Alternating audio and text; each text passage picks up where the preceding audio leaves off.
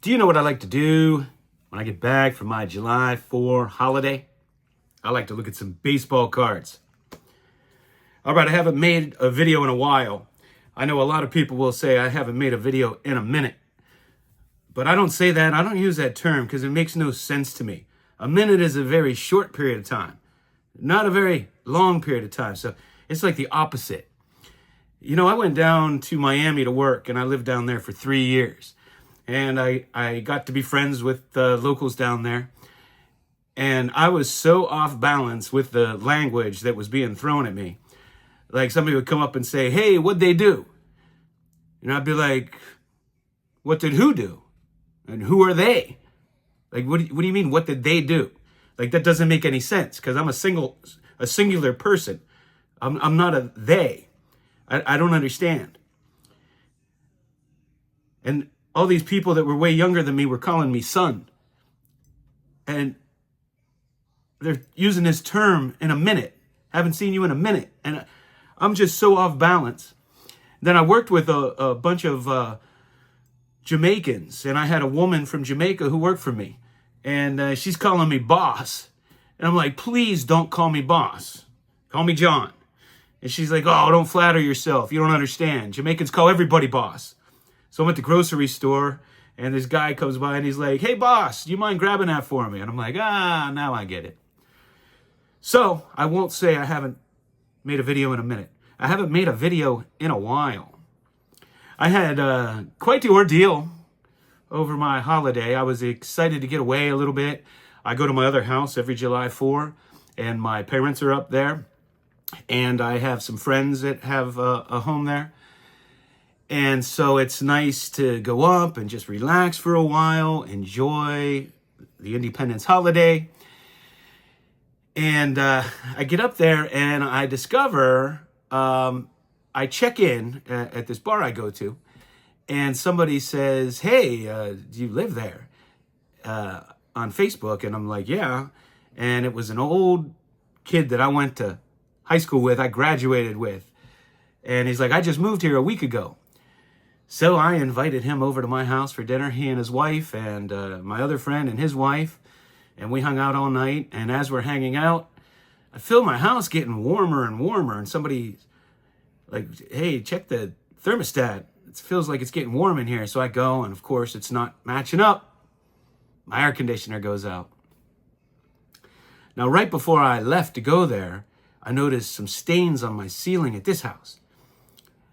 And it's on the other side of the house. And I'm like, I got a roof leak. So I called a roofer. They couldn't come until this week. So I get my air conditioner up there fixed. My guy comes out. I just got a new unit, but it has a 10-year warranty. And they got a 2-year service warranty on labor. So it turned out I had a bad motor. So they came in, replaced it, no problem, no money out. So I dodged that. So I come back, and I'm stressed out a little bit about my roof, not understanding because my roof's not that old. And we walk in, and my wife's like, "Hey, our thermostat's out. You know, the light's not on." So I'm like, "Oh, what now?" And I go upstairs, and that one's not on either. So now I know I have another air conditioning problem. I just fixed my other air conditioner. So I call the air conditioning people, and they can't come out for like a week or something. And I'm like, "I'll find somebody else." And after I said that, miraculously, they could come out that day. So I meet with the roofer. He goes on my roof. He can't find anything wrong. And this guy comes later on.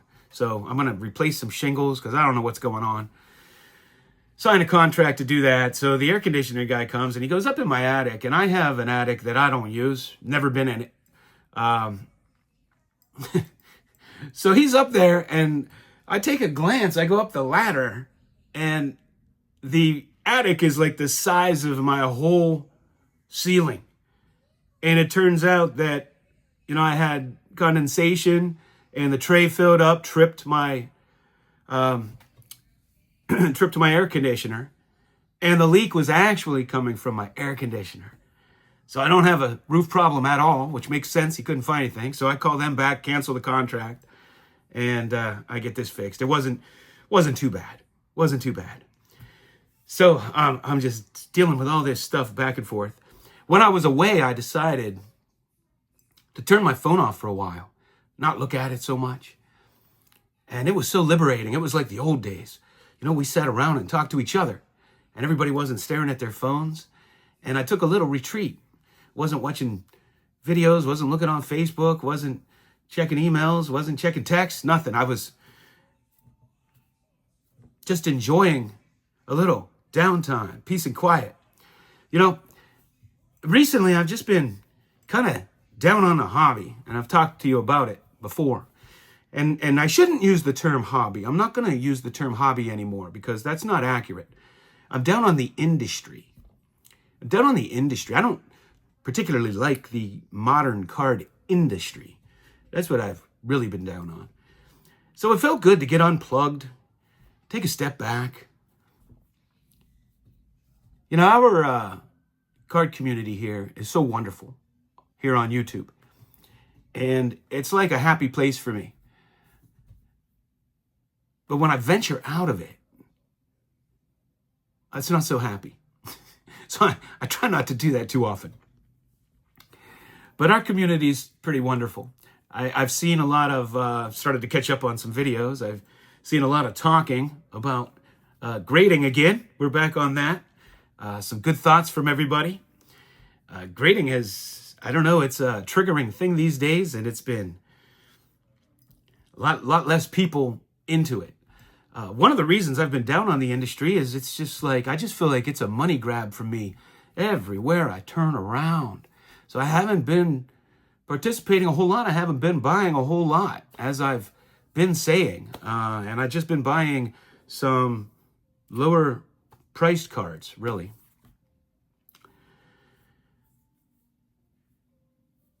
Everything seems like a money grab. Can't really find boxes. If I do, they're too overpriced, so I stopped buying modern. Go onto Facebook groups and people selling cards, and they're an arm and a leg. Everybody wants top dollar for everything. If it has a low grade, they're saying it's great eye appeal, it's worth the up. You go onto eBay, everything is low eye appeal. Everything is centered. Everything is centered, and you look at it, and it's like 70-30 centered. But they just put centered in the title because I guess everybody's looking for that now. eBay's always been somewhat misleading, but it's getting worse and worse. The eye appeal thing too. So I've been a little down on the hobby. I just realized I did not grab the card I wanted to show you. Hold on.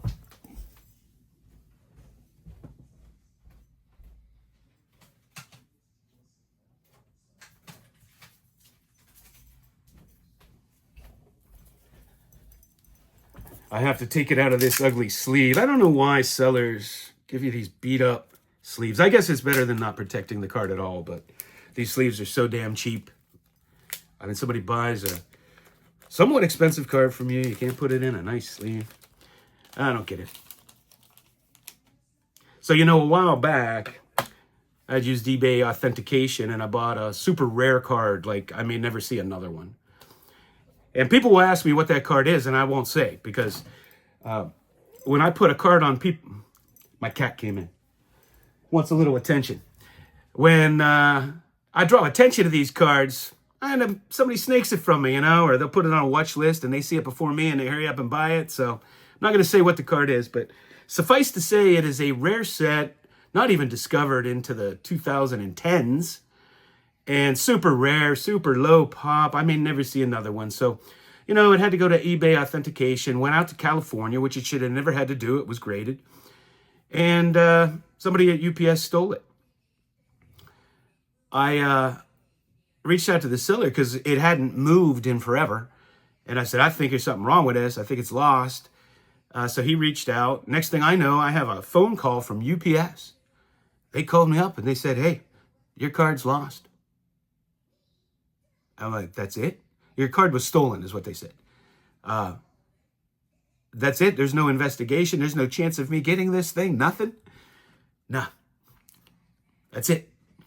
So the seller was gracious enough to refund me right away, and then he went and got his insurance. I can't speak highly enough about that experience from the seller's standpoint. But, I was so disheartened when that happened. I was really like just frustrated with the hobby and way things are. That I had a card that went to California and no reason to go there, and got stolen. I may never see another one. It's a rare one. Today I have some supplies coming, just a small little tiny package, these holders.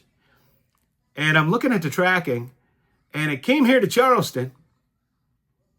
I thought it was going to be delivered today. I checked the tracking today, and it went to Indianapolis. So it came from California, got to me, and now is in Indianapolis, nowhere near me. And I'd love to be able to say that's the first time that's happened to me, but it's happened several times. I don't know what is going on with the post office. And I've seen other rants on the post office, so I guess it's not just me.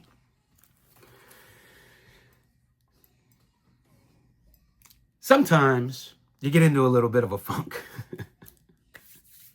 All right. I'm going to show you my new pickup. I don't have many, so this is a nice one. And as I always do, when I get a new card from a set, I like to look at my other cards from that set. So that's what I'm going to do. Now, this is an oddball set because it's a goofy size, not the size of Topps. And even though it was created before Topps made cards. All right, I had to get that in there. So here's my oddball set. 1950 Bowman. I got a big cat, Johnny Mize.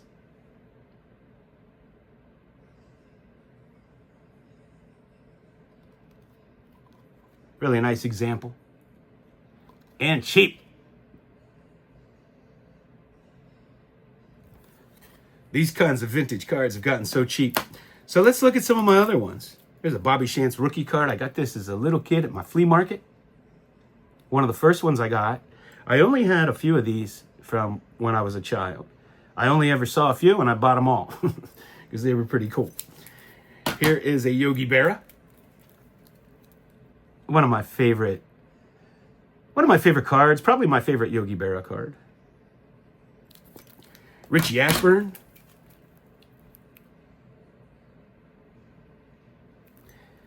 I have a beautiful Ted Williams.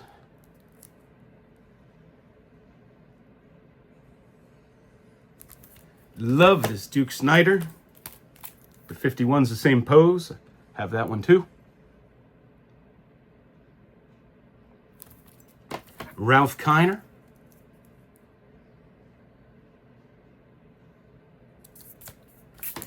Bob Feller. People will message and ask where I get these sleeves from. These are made by Shells. If you're familiar with the sleeves for Shells, I get them on eBay. I just search them, and they come up black PSA perfect fit sleeves. They're real nice, and they, when you have a mixed group like I have, what y'all like to call a Frankenstein set here, they blend in a lot better if you have a mix of SGC and PSA. I think when you're looking through them, they present a little better. If you don't feel like cracking these all out of these slabs. Warren Spahn, great card. Robin Roberts. My uncle and godfather used to always tell me what a good pitcher he was. And so he's always kind of special to me for that reason. I lost him several years ago. Ed Lopat.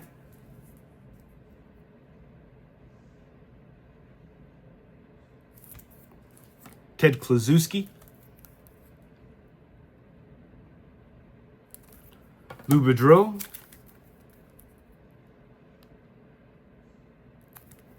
This is Irv Noren, and SGC put rookie on here, which is kind of cool, I guess. Nice to identify that. PSA probably wouldn't know that's a rookie. Just kidding. Danny Murtaugh? No, I'm not. Gil Hodges?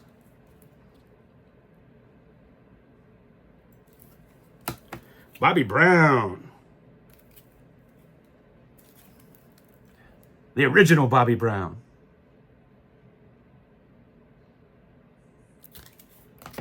Del Ennis.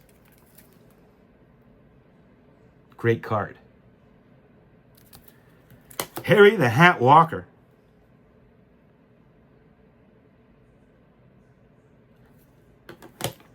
Johnny Pesky. You don't hear a lot of him these days. I know when I was young I did. Sam Jethro. Ferris Fane.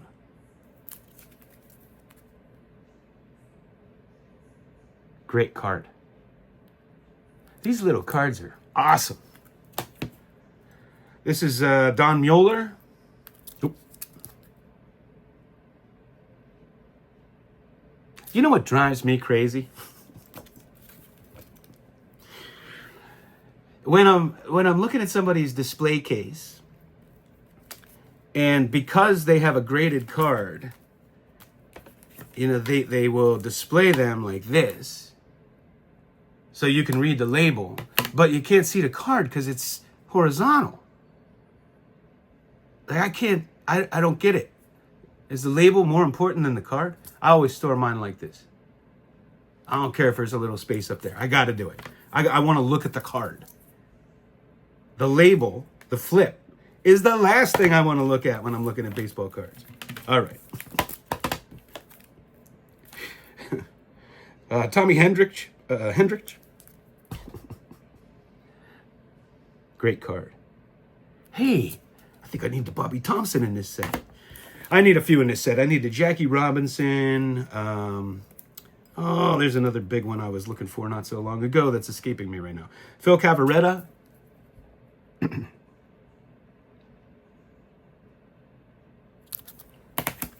I need a bunch for the set. Stan Lapata. Oop, I did it again. Isn't that a cool card? Who do we have here? Hank Bowery.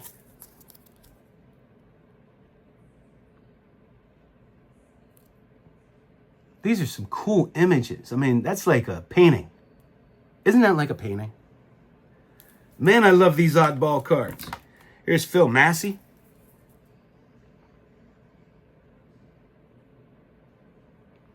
These aren't normal baseball cards. They're oddball. Billy DeMars.